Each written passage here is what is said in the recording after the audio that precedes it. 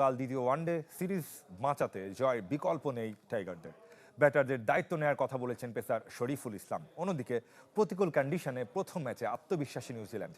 মিরপুরে খেলা শুরু হবে যথারীতি সকাল 11টা। চেনা কন্ডিশনে অচেনা বাংলাদেশ। নিউজিল্যান্ডের দ্বিতীয় সারির দলের বিপক্ষেও হিমশিম খেতে হয়েছে স্বাগতিকদের। কাঠগড়ায় ব্যাটিং ইউনিট, বোলাররা সুযোগ তৈরি করে দিলেও দায়িত্ব নিতে ব্যর্থ শান্ত আফিফরা। ডট বলের সমালোচনাও চলছে জোরে সোরে, যদিও ব্যাটারদের দায় দিতে নারাজ শরীফুল ইসলাম। আক্ষেপের কোনো কিছু নাই।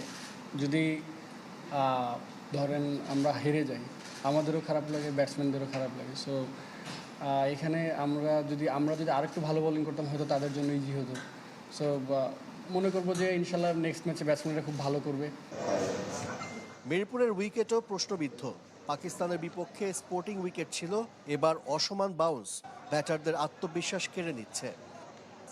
বিপরীত অবস্থায় নিউজিল্যান্ড, সিরিজ জয় থেকে মাত্র এক ম্যাচ দূরে ব্ল্যাক ক্যাপস।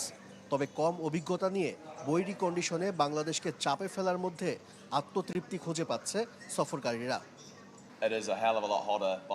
প্রথম ম্যাচ জিতে আমরা বেশ আত্মবিশ্বাসী। এটা সত্য যে আমাদের দলে অনেকেই নেই। এই অবস্থায় বাংলাদেশের কন্ডিশনে তাদের হারাতে পারা বাড়তি আনন্দের। সফরকারীদের উৎসব দীর্ঘস্থায়ী করতে দিতে চায় না টিম টাইগার। প্রথম ম্যাচের ভুল শুধরে শুধু কামব্যাক করা নয়, সিরিজ জয়ের ঘোষণা দিলেন শরীফুল ইসলাম। কনফিডেন্স আছে যে আমরা কামব্যাক করবো ইনশাল্লাহ, এবং কি আমাদের বেস্ট ক্রিকেটটা কিন্তু লাস্ট ম্যাচে আমরা প্রথম ম্যাচে দিতে পারিনি। সো আমাদের বেস্ট ক্রিকেটটা দিলে আমরা ইনশাল্লাহ কামব্যাক করে সিরিজ জিতবেন। বাংলাদেশ একাদশে পরিবর্তনের সম্ভাবনা বেশি। সৌম্য সরকারকে সুযোগ দিতে পারে টিম ম্যানেজমেন্ট।